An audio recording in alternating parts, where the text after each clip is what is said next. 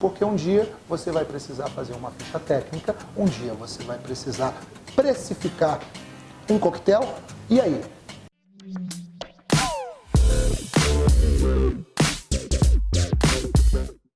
Vamos partir do princípio que aquelas 2 doses de bebidas alcoólicas que eu coloquei na coqueteleira, elas foram divididas pela metade.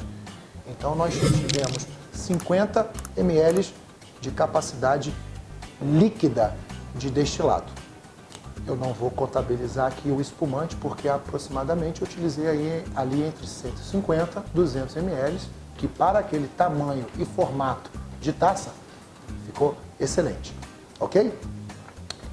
Como vocês devem, na prática, ajustar esse CMV? E o que significa CMV? Custo médio por venda. Sempre respeitar que algumas bebidas alcoólicas, algumas bebidas destiladas, hoje no nosso mercado, têm um valor alto, devido à taxa de importação e outros impostos. Você sabe que os nossos impostos aqui no nosso mercado são altíssimos, então vocês devem trabalhar de uma maneira muito inteligente. Naquele caso, para aquele coquetel, para aquela receita, eu utilizei 25 ml de cada destilado, ou seja, eu reduzi 50% o custo por dose se nós juntarmos aquelas 2 bases alcoólicas. Isso é muito interessante, porque eu estou passando para vocês uma realidade de que aquele coquetel ainda entrou um xarope simples, ainda entrou uma quantidade de frutas e também entrou um suco cítrico. Então, deem sempre preferências para frutas frescas, frutas com um valor baixo. Não coloquem na sua receita somente ingredientes caros, ou seja, não achem que uma receita cara é boa. Não está escrito em qualquer dicionário, em qualquer manual ou em qualquer apostila que as melhores bebidas, os melhores coquetéis são apenas feitos com bebidas caras. Essa bebida cara vai encarecer o custo médio por venda e você e o seu cliente não vão ficar tão felizes. Então, menos é mais, que é um termo que a gente utiliza hoje atualmente que vem da gastronomia, portanto, a gente deve sempre seguir isso como um padrão. E na hora de você pensar em uma receita, pense inteligente, pense em utilizar taças, copos em formatos menores, em formatos reduzidos, porque existe aí uma grande diferença. Quanto maior o copo, menor a capacidade alcoólica. E quanto maior é o seu custo médio por venda, mais difícil você vai ter a condição de vender essa receita. Então temos que pensar sempre num volume de venda inteligente, que essa receita, que esse coquetel seja bonito visualmente e como vocês viram, né, eu trabalhei com uma cor bem chamativa, uma cor primária que certamente sobre a bandeja ou sendo levado em qualquer parte do restaurante ou do bar vai chamar a atenção, vai despertar a curiosidade. Em cima dessa curiosidade é que você vai começar a dar giro nas suas receitas, nas suas criações. Pense também e leve em consideração a quantidade de fruta que você está utilizando. Pense também na quantidade de álcool que você está colocando. Então, hoje, utilize sempre uma balança de precisão para pesar os ingredientes, para pesar os insumos. Tudo isso vai fazer diferença na outra ponta. E na outra ponta que eu me refiro para você é qual o custo desse coquetel, qual é a margem que eu posso praticar.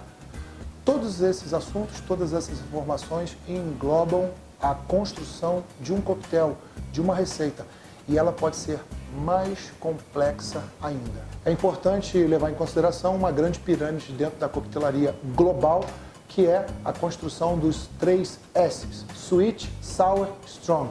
Em cima disso, você vai criar uma receita vencedora ou não. Esses 3 S's te dão a liberdade para criar várias receitas e, ao mesmo tempo, abre um leque de opções para você continuar seguindo um caminho, uma linha tênue de sabor. Sobre a base Strong, eu estou me referindo a todas as bases alcoólicas, sejam elas superiores ou envelhecidas, ou seja, que também podem passar por madeira. Não se esqueça, meu amigo, que as bebidas que passam por madeira não são necessariamente fortes. Elas estão mais arredondadas pelo trabalho que o barril faz para amenizar, para suavizar aquele álcool que um dia foi superior e que geralmente é mais forte, ok? A base sweet, como o nome está dizendo, em inglês traduzindo, é a base doce, pode ser feita da seguinte forma, levando em consideração um xarope, um sirope, uma geleia, um xarope industrializado ou até mesmo um xarope que você venha fazer artesanalmente, ok? E temos aí a base sweet, temos a base strong e temos a última base que é sour. Para você que está estudando coquetelaria, sour compõe uma das famílias mais antigas de coquetéis no mundo. E é uma base que, na maioria das vezes, aparece em grandes manuais de coquetelaria no mundo. Então, a base sour é muito importante e eu não estou me referindo apenas à adição de uma clara ou um emulsificante, e sim outros agentes de sabor, como, por exemplo, um amargo de angostura, que é alcoólico, é amargo e tem a possibilidade de trocar ou a possibilidade de aumentar esse punch, ou seja, esse soco alcoólico dentro da sua receita. Falando sobre o sour, que é uma dúvida muito frequente na coquetelaria, a construção para um sour se tem aí o cítrico e o azedo. O cítrico, alguma base de suco cítrico, como laranja, como limão siciliano, como toranja, como grapefruit, como tangerina, ok? E a parte azeda também pode estar vindo de alguma base alcoólica que, em sinergia com esse cítrico, vai gerar um sour. Portanto, uma clara de ovo, um emulsificante, vai gerar nessa receita textura, ok? Portanto, um whisky sour nada mais, nada menos é a construção de uma base alcoólica com um amargo de ervas, com uma base doce e com uma base cítrica. Tudo isso vai unir, vai juntar um sour. É importante falar isso para você. Então agora que nós já temos todas essas informações reunidas, eu vou resumir para vocês a construção de um coquetel. Leve em consideração que base alcoólica você está usando, como base strong, vodka, tequila, gin, cachaça, saquê, mezcal.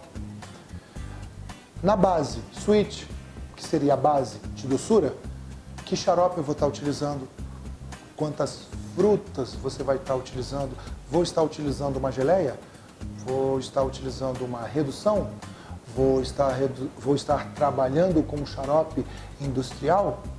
Você tem essas três variações, você tem essas três vertentes. Não utilize essas três, utilize de preferência uma para cada base de construção do seu coquetel. E na parte sour, você também pode agregar uma outra técnica, que pode ser resfriamento de uma coqueteleira para outra, pode ser a adição de uma clara de ovo como emulsificante ou um emulsificante para sorvete, gerando o quê? Textura, espuma, gerando uma sensação. E sobre essa espuma, por exemplo, você ainda pode agregar mais para frente uma adição de uma fruta desidratada, você ainda pode adicionar um farelo feito a partir dessa fruta desidratada. Então você está construindo todas as bases de coquetel. E também o que a gente não pode esquecer de falar para você sobre o principal após o coquetel estar pronto. Temperatura e diluição, ou seja, que tipo de gelo eu vou estar utilizando. Vou estar utilizando um bloco de gelo grande? Vou estar utilizando um gelo de posto? Vou estar utilizando um gelo saborizado? É muito importante identificar que tipo de gelo para cada tipo de taça ou de copo você vai estar trabalhando. Então, resumo final, sempre utilize uma ou duas bases alcoólicas no máximo. Você pode ter uma base branca e uma base envelhecida. Utilize sempre um xarope com algum sabor característico que você esteja preparando em casa ou algum industrializado. 1 ou 2 tipos de frutas cítricas.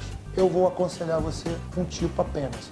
E ainda temos outros fatores que não são levados em consideração nesse momento para vocês, que são a adição de folhas, são a adição de sementes por extração de sabor. Portanto, um coquetel pode ser complexo, sim, mas deve ser feito de uma maneira simples, muito direta e objetiva e não trazendo ainda mais complexidade.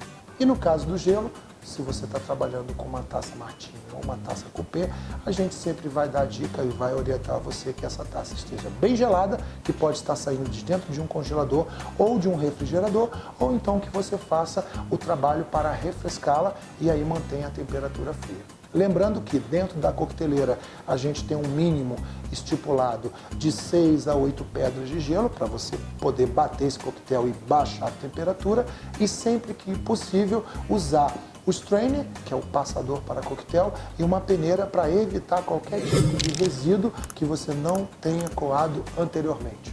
Tá ok? Essas são minhas dicas para que você possa construir corretamente um coquetel e levar em consideração todas essas bases alcoólicas que eu falei e também a questão do gelo, que é muito importante. Espero que vocês tenham gostado. Eu sou Alex Mesquita, me sigam nas minhas redes sociais, que é oficial Alex Mesquita, e a gente se encontra em breve. Tchau!